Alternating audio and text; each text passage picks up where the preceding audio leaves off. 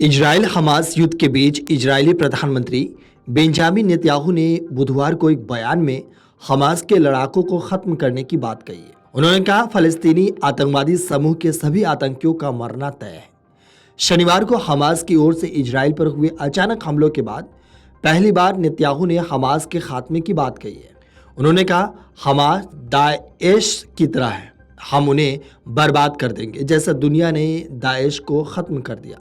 वहीं इजराइल के रक्षा मंत्री ने कहा कि हम हमास को धरती से मिटा देंगे। नेतन्याहू ने जंग के बीच अस्थायी रूप से अपने राजनीतिक मतभेदों को भुलाते हुए सरकार में विपक्ष को शामिल किया है। इस नई आपातकालीन सरकार में पूर्व रक्षा मंत्री बेनी गैजेट को भी शामिल किया गया है। वहीं इजराइल और फिलिस्तीन की आतंकी संगठन हमास के बीच जंग तेज होती जा रही है।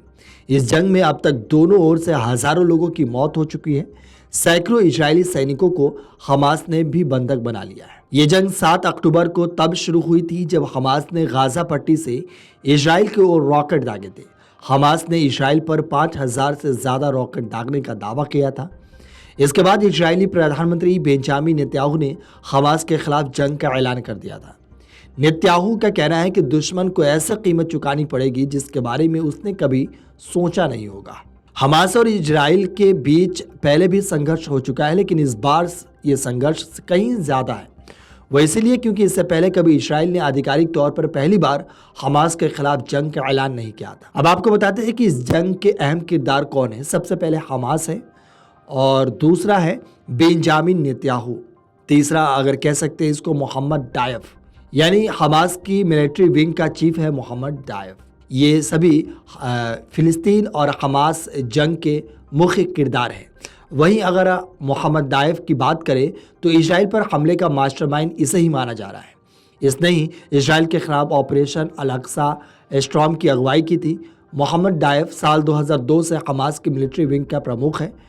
दाइफ जब 20 साल का था तो इसे फिलिस्तीन के पहले इत्तेफादा के समय इजरायली सरकार ने जेल भेज दिया था।